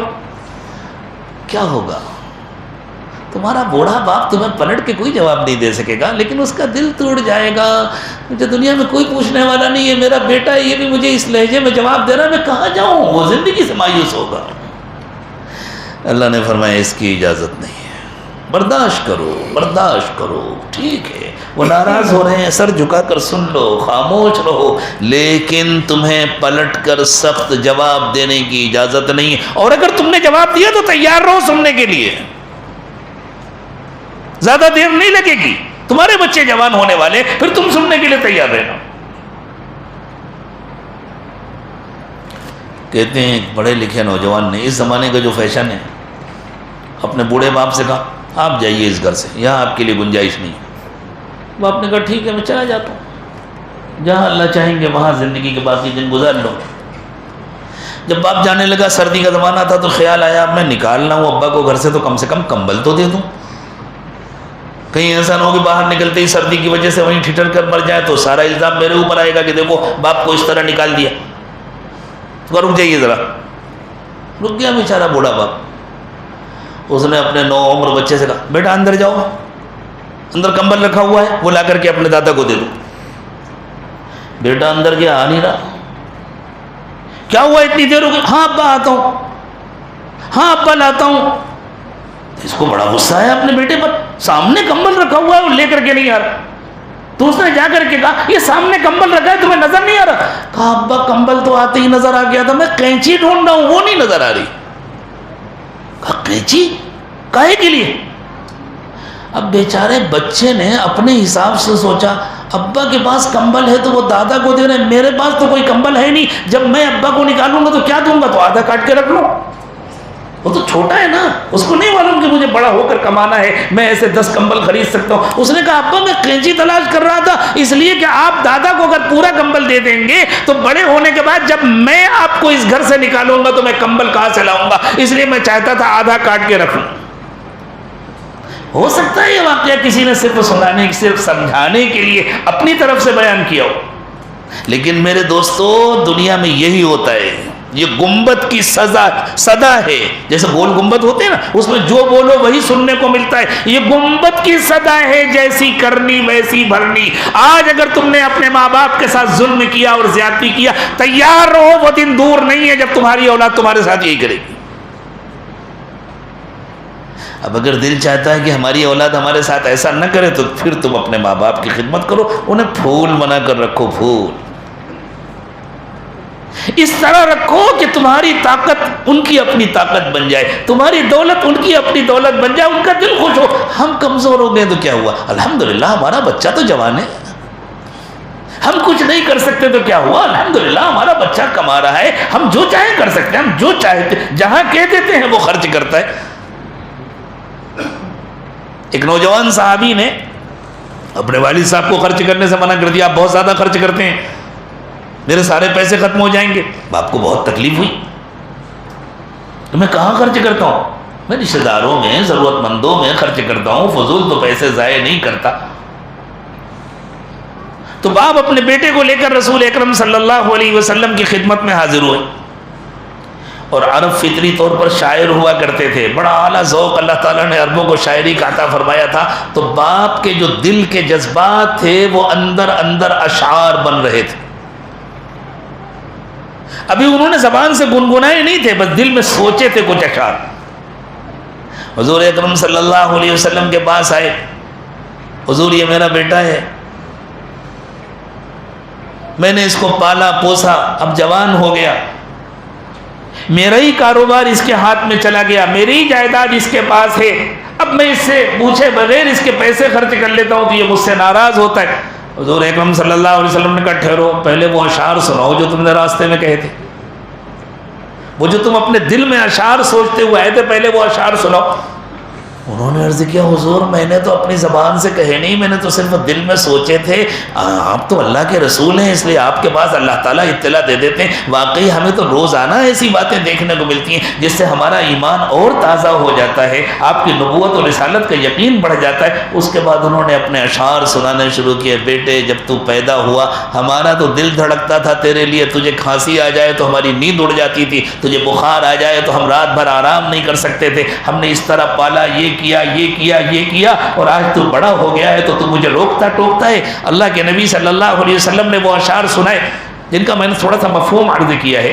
حضور اکرم صلی اللہ علیہ وسلم نے جب وہ اشعار سنے تو آپ کی آنکھوں میں آنسو آ گئے، اور آپ نے بیٹے کا گریبان پکڑا، محبت کے ساتھ گریبان پکڑا اور پکڑ کر باپ کے ہاتھ میں دیا، اور بیٹے سے کہا انت ومالک لابیک، تیرا باپ تیرا بھی مالک ہے، تیرے مال کا بھی مالک ہے۔ یہ تربیت تھی اللہ کے نبی صلی اللہ علیہ وسلم کا۔ یہ شریعت کا فیصلہ نہیں ہے، یہ مسئلہ نہیں ہے۔ بیٹے نے جو پیسہ کمایا اس کا مالک بیٹا ہے، باپ اس کا مالک نہیں ہے، لیکن یہ تربیت تھی اللہ کے نبی صلی اللہ علیہ وسلم کی کہ ماں باپ کے ساتھ اس طرح رہو کہ ماں باپ کو یہ احساس ہو کہ بیٹے کا جو کچھ ہے ہم اس کے مالک ہیں، ہم جو کہتے ہیں ہمارا بیٹا کرتا ہے۔ ایسا کردار پیدا کرو اپنے اندر، تو کل کو انشاءاللہ جب تم بوڑھے ہو جاؤ گے تمہارے بچے تمہارے ساتھ یہی کریں گے۔ یہ تو سب کا دل چاہتا ہے کہ ہمارے بچے ہمارے ساتھ ایسا کریں، لیکن پہلے تمہیں ادا کرنا ہوگا، پہلے تمہیں یہ کردار اپنانا ہوگا، پہلے تمہیں اپنے ماں باپ کے ساتھ ایسا کام کرنا ہوگا۔ تو جب بوڑھے ہو جائیں ماں باپ تو تمہارا انداز ان کے ساتھ کیا ہو؟ اللہ اکبر۔ ایک بہت پیاری تمثیل کے ذریعے اللہ تعالیٰ نے اس بات کو سمجھایا۔ اب تو ماشاءاللہ فارم کے انڈے آتے ہیں، فارم کی مرغیاں آتی ہیں، لیکن جس زمانے میں گھروں میں مرغی کے نیچے انڈے رکھے جاتے تھے اور پھر بچے نکلتے تھے، تو یہاں جو بڑی عمر کے لوگ ہیں انہوں نے تو وہ دور دیکھا ہوگا نا، جب مرغی نکلتی تھی اپنے بچوں کو لے کر، چھوٹے چھوٹے معصوم نہایت خوبصورت چوزے ان کو لے کر جب مرغی نکلتی تھی چرانے کے لیے، اور اسے کوئی خطرہ محسوس ہوتا تھا، کوئی چیل آ گئی، کوئی کوا آ گیا جو اس کے کسی بچے پر حملہ کر سکتا ہے، تو مرغی ایک آواز نکالتی تھی اور سارے بچے اپنی ماں کے پاس آ جاتے تھے، اور وہ اپنے دونوں پروں کو یوں اٹھا لیتی تھی۔ ابھی بھی دیہاتوں میں ایسے ہی ہوتا ہے، مرغی اپنے پروں کو یوں اٹھا لیتی ہے اور سارے بچے پروں کے اندر آ جاتے ہیں، اور پھر وہ اپنے پروں کو بند کر لیتی۔ اگر زور سے دبا دے تو بچے مر جائیں، اور اگر زیادہ کھلا رکھے تو شکاری پرندے کو نظر آ جائیں، اور وہ بند کر لیتی ہے، لیکن بڑی محبت کے ساتھ بند کرتی ہے۔ اللہ تعالیٰ فرماتے ہیں جس طرح مرغی اپنے بچوں کو اپنے پروں کے اندر چھپا کر کے تحفظ فراہم کرتی ہے اور بچوں کو اطمینان ہو جاتا ہے ہماری ماں نے ہماری حفاظت کا انتظام کر لیا، تم اپنے بازوؤں کے اندر اپنے ماں باپ کو اس طرح سمیٹ کر کے رکھو کہ تمہارے رہتے ہوئے انہیں اپنے تحفظ کا احساس ہو۔ یہ ہے وہ پورا منظر جس کو قرآن نے بیان کیا، وَخْفِضْ لَهُمْ۔ اب میں اشارہ بھی کروں گا، ترجمہ بھی کروں گا، آپ کو یہ پورا منظر ایسا لگے گا گویا نظر آ رہا ہے۔ یہ قرآن پاک کا کمال ہے، قرآن الفاظ میں منظر دکھاتا ہے، ایسا لگتا ہے جیسے ایک منظر سامنے آ رہا ہے اور ہم اپنی آنکھوں سے دیکھ رہے ہیں۔ وَخْفِضْ لَهُمَا جَنَاحَ الذُّلِّ مِنَ الرَّحْمَةِ، ان دونوں کے لیے محبت کے ساتھ اپنے نرم بازوؤں کو جھکا لو، یعنی ان کو بڑی محبت کے ساتھ، بڑی ہمدردی کے ساتھ اپنے پیار بھرے بازوؤں کے اندر سمیٹ لو، جیسے کوئی پرندہ اپنے بچوں کو اپنے بازوؤں میں سمیٹ لیتا ہے۔ اور یہ نہ سمجھنا کہ تم نے اتنا کیا تو ان کا حق ادا ہو گیا، حق تو کبھی نہیں ادا ہو سکتا۔ جو مشقت انہوں نے برداشت کی ہے، جو احسان انہوں نے تم پر کیا ہے، سب سے بڑا احسان یہ ہے کہ انہوں نے تم کو جنم دیا۔ یہ میں عرف کے اعتبار سے کہہ رہا ہوں، اللہ نے ان کو ذریعہ بنایا، حقیقت میں تو پیدا کرنے والے اللہ ہیں۔ اسی لیے میں نے ابتدائی گفتگو میں تمہید میں یہ بات صاف کر دی تھی کہ اصل میں کرنے والے تو اللہ ہیں، لیکن اللہ نے ذریعہ بنایا، تو اس ذریعے کو سامنے رکھ کر کے یوں کہیں سب سے بڑا احسان تو یہ کہ انہوں نے تم کو جنم دیا ہے۔ تم انہیں کھلا سکتے ہو، پلا سکتے ہو، تم ان کے ہاتھ پیر دبا سکتے ہو، تم ان کا علاج کر سکتے ہو، تم تو ان کو جنم نہیں دے سکتے نا، تو تم ان کے اس حق کو ادا نہیں کر سکتے۔ تو حق یہ ہے کہ ان کا حق کبھی نہیں ادا ہو سکتا، جو تم سے ہو سکے وہ کرو، اور اس کے بعد اللہ تعالیٰ سے یہ دعا کیا کرو، وَقُلْ رَبِّ ارْحَمْهُمَا كَمَا رَبَّيَانِي صَغِيرًا۔ اللہ جس طرح میرے بچپن میں انہوں نے مجھے پالا ہے، اور جس طرح میرے بچپن میں انہوں نے میری ہر ضرورت کا خیال کیا ہے، اللہ آپ بھی ان کے ساتھ مہربانی کا معاملہ فرمائیے، ان کی ہر ضرورت پوری کر دیجیے، زندگی بھر تمہیں ان کی خدمت کرنی ہے۔ اور جب وہ اللہ کے پاس چلے جائیں تو ہمیشہ ان کو یاد رکھنا ہے، ان کے لیے صدقہ کرنا ہے، ان کے لیے خیرات کرنا ہے، ان کے لیے دعائیں مانگنی ہے، ان کے لیے ایصال ثواب کرنا ہے، اپنی پوری زندگی ان کی خدمت کرتے رہنا ہے۔ تو پھر اس کی امید رکھو تمہارے بعد والے تمہاری خدمت کریں گے، تمہاری زندگی میں بھی خدمت کریں گے، اور تمہارے مرنے کے بعد تمہارے لیے ایصال ثواب بھی کریں گے، اور اس کا تم کو فائدہ ہوگا۔ یہ تو ہے اعلیٰ درجے کی اخلاقی تعلیم۔ خبردار روفی نہ کرنا، خبردار لہجہ نہ بدلنے پائے۔ اس اعلیٰ درجے کی اخلاقی تعلیم پر 100% عمل کر لینا تقریباً ناممکن ہے۔ پھر کیا ہوگا؟ کبھی تو جھنجھلاہٹ آ جائے گی، کبھی تو لہجہ بدل جائے گا، کبھی ایسا بھی ہوگا کہ وہ اپنے بڑھاپے کی وجہ سے جھنجلا رہے ہیں اور تم اپنے تکان کی وجہ سے جھنجلا رہے ہو، تم اتنے تھک کر کے آئے ہو، اتنے مسائل میں گھرے ہوئے ہو، اتنے پریشانیاں ہیں، تمہیں کہیں ادائیگی کرنی ہے، جہاں سے پیمنٹ آنا تھا وہ آیا نہیں، جس نے چیک دیا تھا وہ باؤنس ہو گیا، اب تمہیں جواب دینا ہے، تمہیں حساب دینا ہے، مسائل ہے اس میں، اس کی وجہ سے تمہارا لہجہ بدل گیا، تمہارا دل بالکل نہیں چاہتا تھا لیکن بدل گیا لہجہ، اور ان کا دل دکھ گیا، تو کیا ہوگا؟ اللہ تعالیٰ جو تعلیمات دیتے ہیں نا وہ عملی ہوتی ہیں۔ اللہ تعالیٰ کے زمینی حقیقتوں کا لحاظ کیا جاتا ہے۔ تو اللہ نے فرمایا اب تک جو تمہیں تعلیم دی گئی وہ تو اعلیٰ درجے کی اخلاقی تعلیم ہے، لیکن ہمیں معلوم ہے اس کو پورا کرنا ہمیشہ تمہارے بس میں نہیں ہے، تو اگر اس کے خلاف ہو گیا تو کیا ہوگا؟ تو اللہ نے فرمایا پھر ہم یہ دیکھیں گے تمہاری نیت کیا ہے، تمہارا دل کیا ہے۔ اگر تمہارے دل میں ماں باپ کی عزت ہے، احترام ہے، اور کبھی وقتی طور پر تمہیں کچھ جھنجلاہٹ ہو گئی، ہم معاف کر دیں، لیکن اگر تمہارے دل میں ان کی عزت نہیں ہے تو پھر تمہاری میٹھی میٹھی محبت بھری باتیں بھی ہمارے یہاں قبول نہیں ہوں۔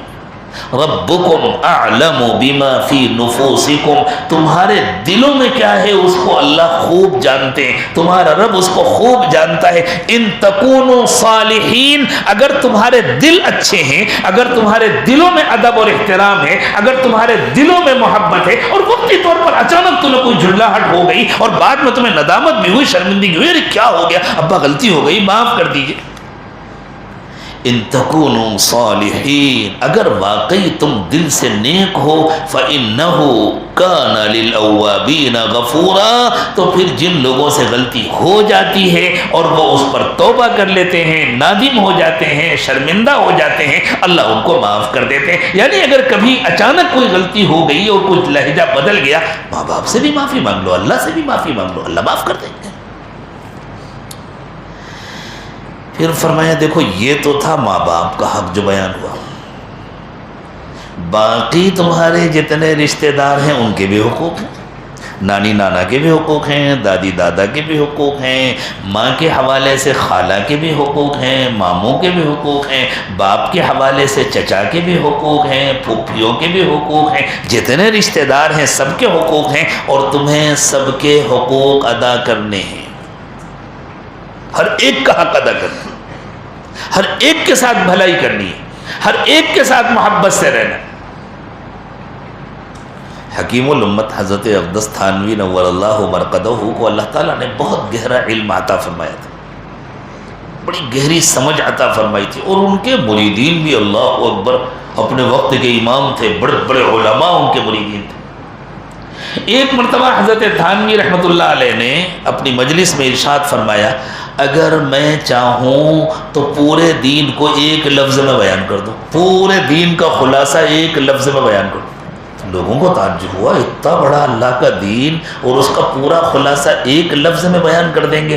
تو ان لوگوں نے عرض کی حضرت بیان فرما دیجیے، ہمارا بھی فائدہ ہوگا۔ فرمایا پورے دین کا خلاصہ ہے حق ادا کرنا،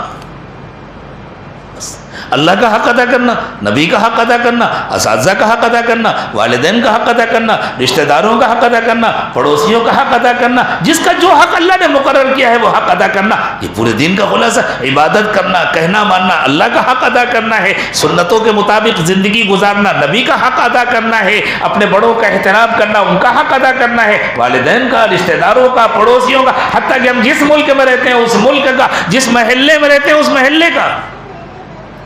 علماء نے صاف صاف لکھا ہے، محلے کا راستہ ہے، اگر کسی نے غلط پارکنگ کر کے راستہ روکا اور دوسروں کو تکلیف پہنچائی، اللہ کے یہاں حساب دینا پڑے گا۔ حق ادا کرنا ہے ہر ایک کا۔ تو اللہ تعالیٰ نے فرمایا تمہیں ایسا بننا ہے، تم سب کا حق ادا کرو، وَآتِ ذَا الْقُرْبَى حَقَّهُ، رشتہ داروں کا بھی حق ادا کرو، اور جن سے رشتہ نہیں ہے لیکن انسان تو ہیں، چاہے مسلمان بھی نہ ہو لیکن انسان تو ہیں، حضرت آدم اور حضرت حوا کی اولاد تو ہیں، اگر وہ ضرورت مند ہیں ان کا بھی حق ہے، ان کی بھی مدد کرو۔ والمسکین، ضرورت مندوں کا حق ادا کرو۔ وابن السبیل، اور مسافر کا حق ادا کرو۔ ایک بیچارہ مسافر ہے، اپنے گھر میں بہت اچھی حیثیت کا ہے لیکن یہاں اس کے پیسے ختم ہو گئے، تمہارے محلے میں آ گیا، بھئی اس کے ٹھہرنے کا انتظام کرو، اس کے کھانے کا انتظام کرو۔ پہلے زمانے میں تو مسجدوں میں باقاعدہ مسافروں کے لیے انتظام ہوتا تھا اور محلے والے اس کا خیال رکھتے تھے، اگر مسجد میں کوئی مسافر آیا تو لوگ دوڑ پڑتے تھے ہمارے گھر سے کھانا آئے گا۔ ہاں احتیاط کے ساتھ، اس زمانے کے جو حالات ہیں اس کے اعتبار سے ذرا آئی ڈی وغیرہ دیکھ کر کے اور ذرا کیمرے وغیرہ لگا کر کے کہ خدا نخواستہ کوئی مسافر بن کر دھوکہ نہ دے، تو احتیاط ضروری ہے، لیکن حق ہے اس کا، اللہ تعالیٰ نے مقرر فرمایا وَآتِ ذَا الْقُرْبَى حَقَّهُ، رشتہ دار کا بھی حق ادا کرو، والمسکین، ضرورت مندوں کا بھی حق ادا کرو، وابن السبیل، اور مسافروں کا بھی حق ادا کرو۔ اور یہ کب ادا ہو پائے گا؟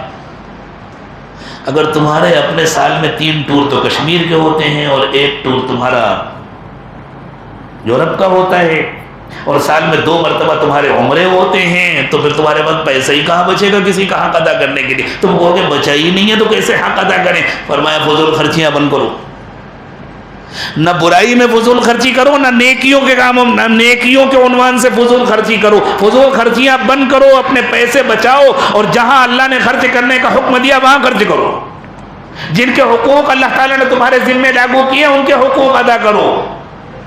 ولا تبذر تبذیرا، فضول خرچی مت کرو، ان المبذرین کانوا اخوان الشیاطین، فضول خرچی کرنے والے شیطانوں کے بھائی ہیں، وکان الشیطان لربہ کفورا، اور شیطان اپنے رب کا نافرمان ہے۔ یہ ہیں وہ پیاری تعلیمات جو اللہ تعالیٰ نے ہمیں عطا فرمائی ہیں نبی پاک صلی اللہ علیہ وسلم کے ذریعے۔ یہ بتلاؤ اگر یہ تعلیمات ہماری زندگیوں میں آ جائیں تو ہم سے زیادہ اچھی زندگی کسی کی ہوگی؟ ہمارے محلے نمونہ بن جائیں، ہماری بستیاں نمونہ بن جائیں، ہم دوسروں کے لیے نمونہ بن جائیں۔ جو آج ہم کو اپنے ملک میں بوجھ سمجھتے ہیں، اپنے ملک کیا ہمارے ملک میں جو آج ہم کو بوجھ سمجھتے ہیں، وہ پھولوں سے زیادہ ہماری حفاظت کرنے لگے۔ وہ کہیں بھائی اتنی اچھی ان کی زندگیاں، ہمیں تو ان کی زندگیاں سیکھنا چاہیے، ہمیں بھی ان کا جیسا بننا ہے۔ تو بچوں، مجھے تم سے خاص طور سے یہ کہنا ہے، اپنے ماں باپ کی قدر کرو، اپنے بڑوں اور بزرگوں کی قدر کرو، اللہ کا کہنا مانو، اپنے بزرگوں کا کہنا مانو، اللہ کی عبادت کرو، زندگی کو گناہوں سے خالی کرو۔ اللہ تمہیں دین دنیا کی کامیابیوں سے نوازے، اللہ دونوں جہانوں کی سعادتوں سے نوازے، اور انتظار مت کرو اس کا کہ تم بوڑھے ہو اور تمہارے بچے تمہاری بے ادبی کریں اور تمہارے ساتھ گستاخی کریں۔ ابھی اپنے ماں باپ کی خدمت کرو، اور اپنے بچوں کی انشاءاللہ ابھی اپنی اچھی تربیت کی فکر کرو، اور جب تمہارے بچے ہوں تو ان کی اچھی تربیت کی فکر کرو۔ پھر امید رکھو انشاءاللہ کہ جب تم بوڑھے اور کمزور ہو جاؤ گے تو تمہارے بچے تم کو پھولوں کی طرح سنبھال کر کے رکھیں۔ اللہ مجھے بھی اس کی توفیق عطا فرمائے، آپ کو بھی اس کی توفیق عطا فرمائے۔ اب تو ہر دل میں آ رہا ہوگا، اب تک تو بہت غلطیاں ہو گئیں، ان کا کیا ہوگا؟ تو اللہ کے نبی صلی اللہ علیہ وسلم نے ارشاد فرمایا، التائب من الذنب کمن لا ذنب له، جو سچی توبہ کر لیتا ہے اللہ اس کے سارے گناہ مٹا دیتے ہیں، بالکل ڈیلیٹ کر دیتے ہیں۔ ایسا ہو جاتا ہے گویا گناہ کیا ہی نہیں، تو توبہ کر لیتے ہیں ہم سے۔ اسی نیت کے ساتھ توبہ کے کلمات پڑھ لیتے ہیں کہ اللہ آج تک جتنے گناہ ہوئے معاف فرما دیجئے، ہم سے اپنے بڑوں اور بزرگوں کی شان میں جو بے ادبیاں ہوئیں اللہ ان کو بھی معاف فرما دیجئے، کسی کا دل دکھا اللہ ہم ان سے بھی معافی مانگ لیں گے، آپ ہی ان کو خوش کر دیجئے، ہم اپنا رویہ بدل لیں گے، ہم معافی مانگتے ہیں۔ اور ساتھ میں جو لوگ اپنی کامل تربیت اور اصلاح چاہتے ہیں اور سلسلے میں داخل ہونا چاہتے ہیں، وہ انہی توبہ کے کلمات کو پڑھتے ہوئے سلسلے میں داخل ہونے کی نیت کر لیں، انشاءاللہ ان کا بھی فائدہ ہوگا۔ پڑھیں ساتھ میں، بسم اللہ الرحمن الرحیم، لا الہ الا اللہ محمد الرسول اللہ صلی اللہ علیہ وسلم، آمنت باللہ وملائکتہ وکتبہ ورسلہ والیوم الآخر والقدر خیرہ وشرہ من اللہ تعالی والبعث بعد الموت، آمنت باللہ کما ہوا باسمائہ وصفاتہ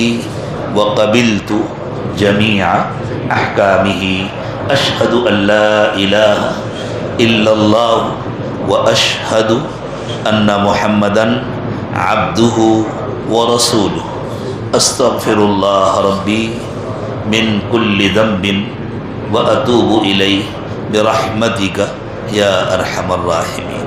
جو لوگ سلسلے کے معمولات کی پابندی کرنا چاہتے ہیں وہ ہمارے پرانے احباب سے معمولات کے کارڈ لے لیں اور پابندی کریں تو انشاءاللہ بہت فائدہ ہوگا۔ جیسے کوئی آدمی نیت کر لے کہ اب میں علاج کروں گا لیکن دوا نہ کھائے تو فائدہ نہیں ہوتا، نیت کرنے کے بعد دوا بھی کھانا ہوتا ہے۔ اسی طرح جب معمولات کی پابندی کریں گے، رابطہ رکھیں گے تو اللہ تعالیٰ زندگیاں بدلیں گے، بلکہ دوسروں کے لیے نمونہ بنا دیں گے زندگیوں۔ تھوڑی دیر مراقبہ کر لیں پھر دعا کریں گے انشاءاللہ۔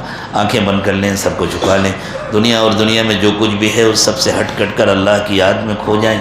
یہ نیت کریں کہ اللہ کی رحمت آ رہی ہے، میرے دل میں سما رہی ہے، میرے دل سے گناہوں کو دھو رہی ہے، اور میرا دل کہہ رہا ہے اللہ اللہ اللہ۔ زبان سے اللہ اللہ نہ کہیں، بس یہ نیت کریں کہ دل اللہ اللہ کہہ رہا ہے، میں سن رہا ہوں۔ اگر خواتین تک آواز پہنچ رہی ہو تو وہ بھی مراقبہ کریں۔